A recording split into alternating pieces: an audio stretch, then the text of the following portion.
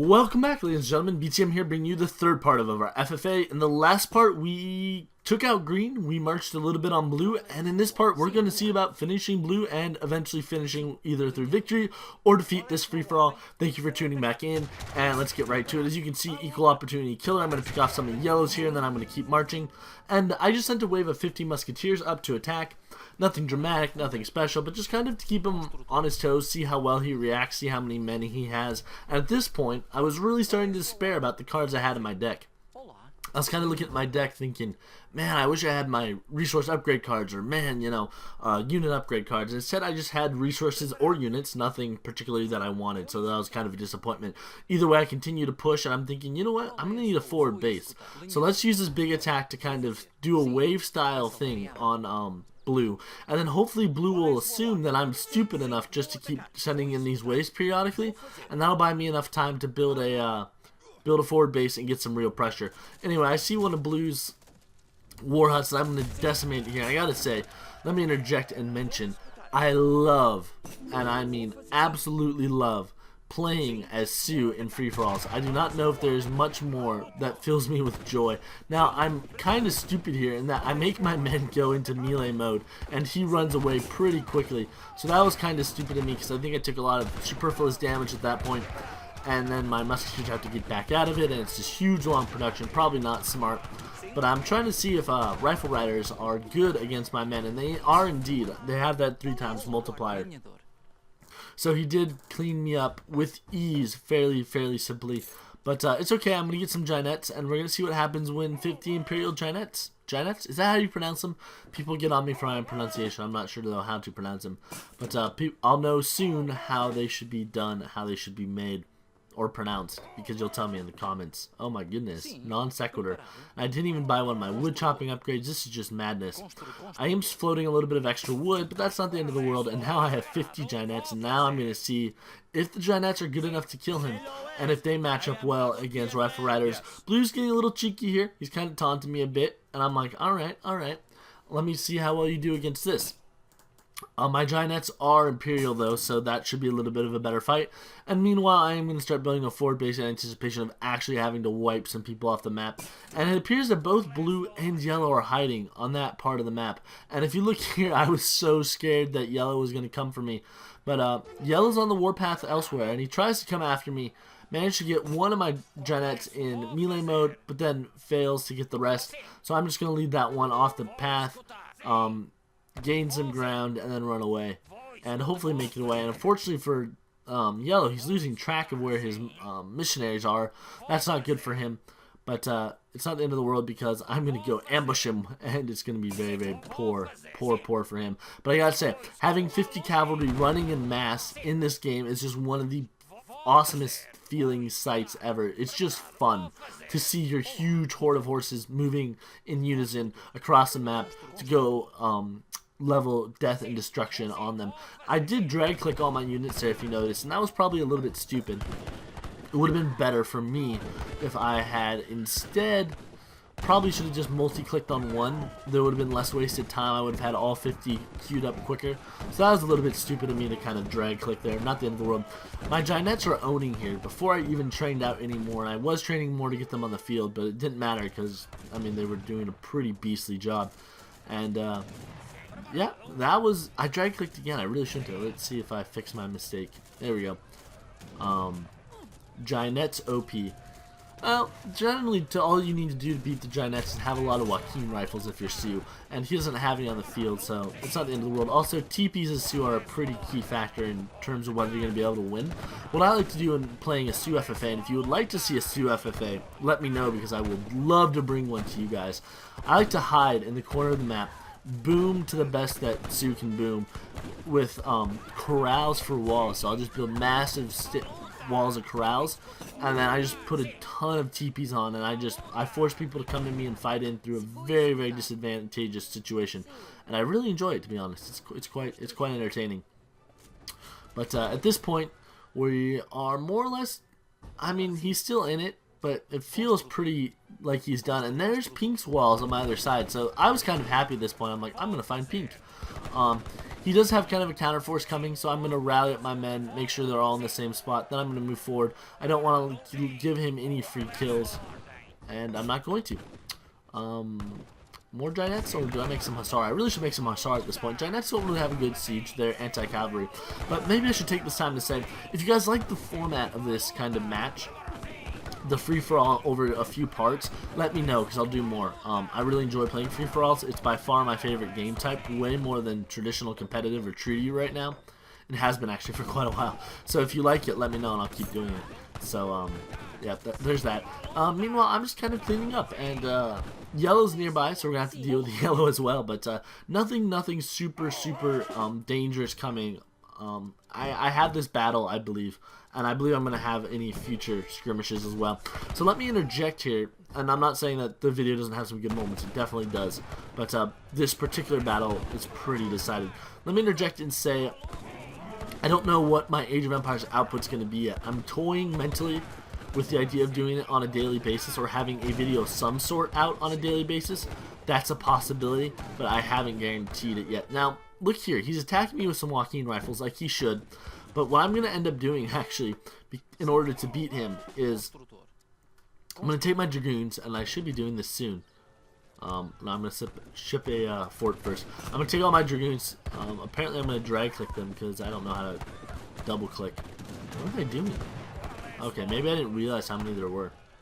Alright, so I'm going to get my Dragoons out of there to start with. But you'll see. I'm going to do something cool. It's smart, alright? I got my Dragoons. I double click. I got them. I'm going to put them in melee mode. And I'm going to go back and I'm going to melee through all the Joaquin rifles because they only have a 12 hand attack, and even against Dragoons with their multipliers, it's not very good.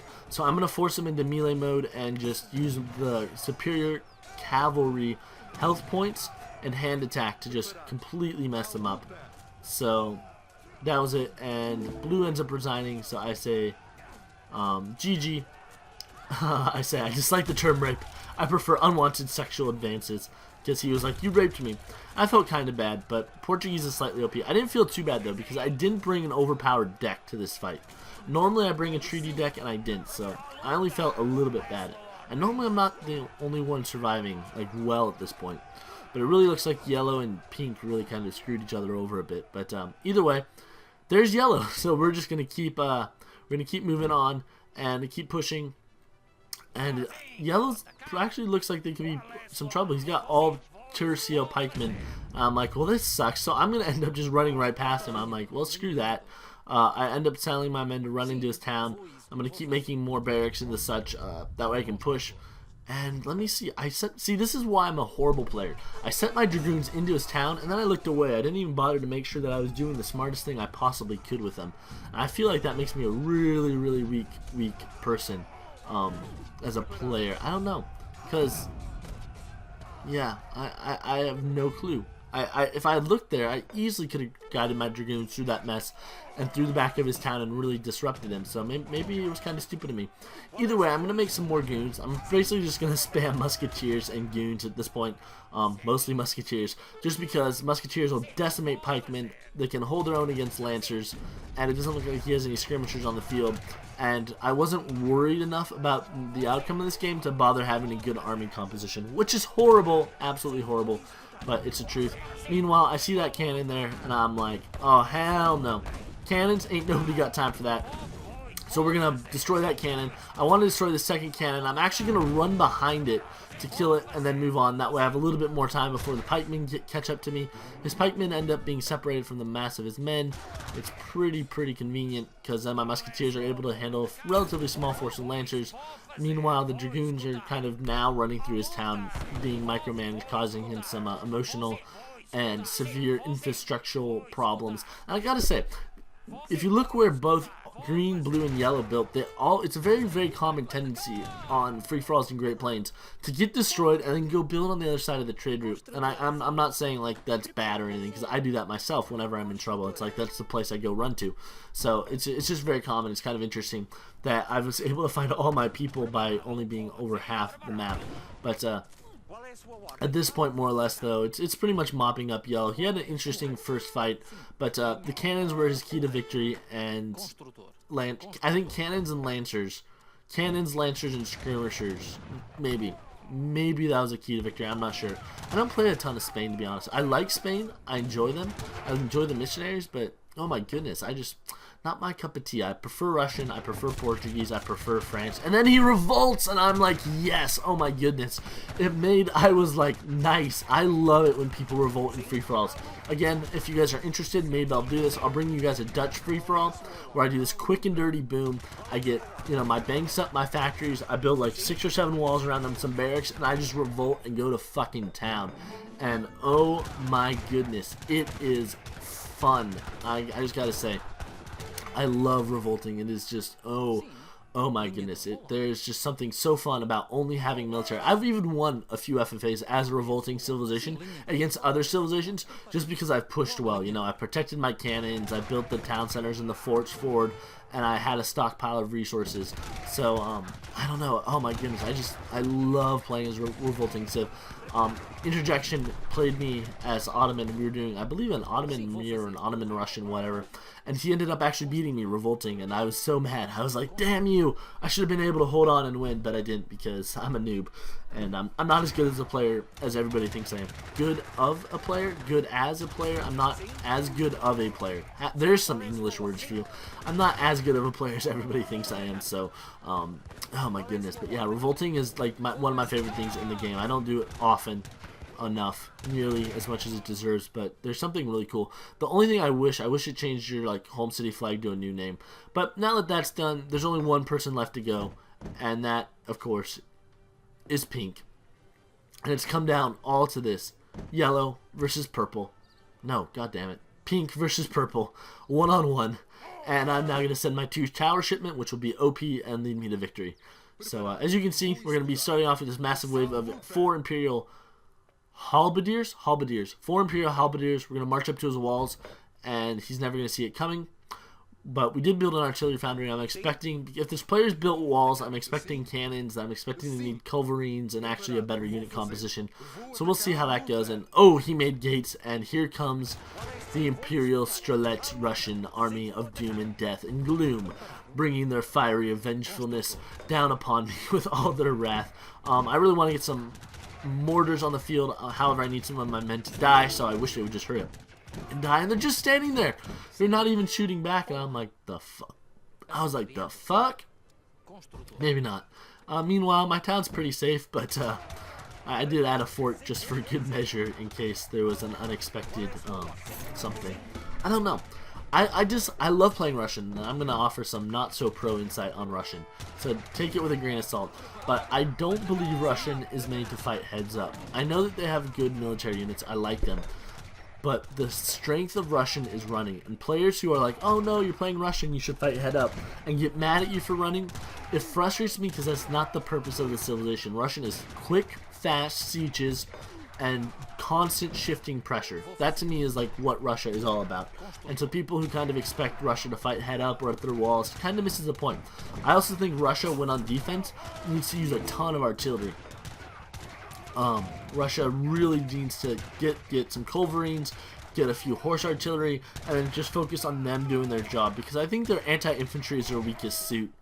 Actually, their anti-cavalry is probably anti-cavalry is their weakest suit. But infantry, they don't have a great lineup of infantry either. I mean, they're really good at siege, so when they're not sieging, they're losing the game. So all that to say, if you're playing Russia, siege.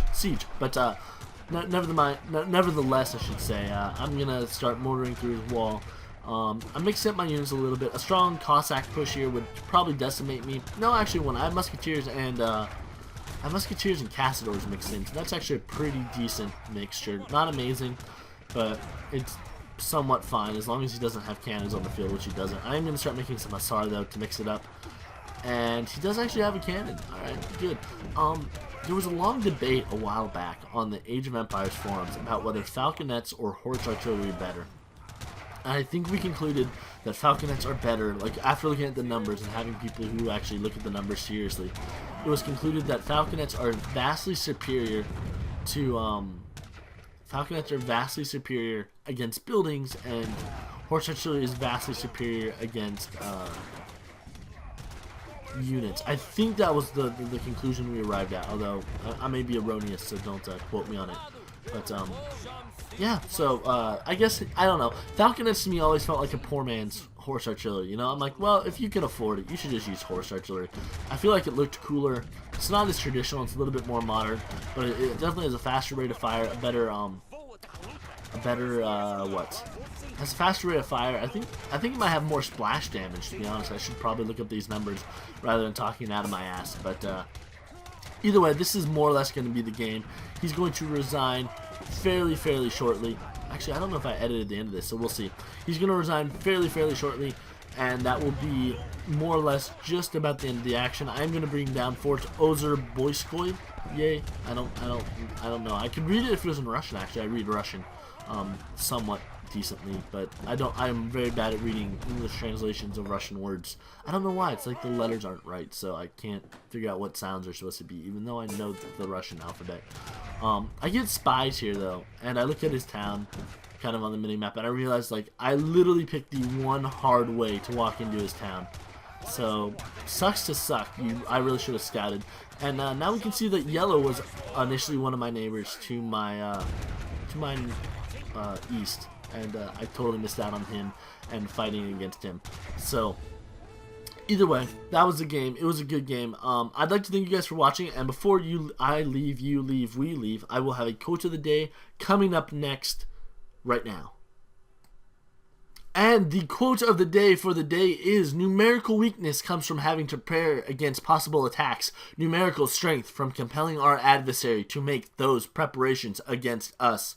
Ladies and gentlemen, that is from Sun Tzu and the Art of War, and I would like to thank you very much for watching this video. It was a little bit weird, a little bit rushed, but either way, it was a fun video, a series of videos to make. And until next time, good luck and happy hunting. My name is BTM, and I am out.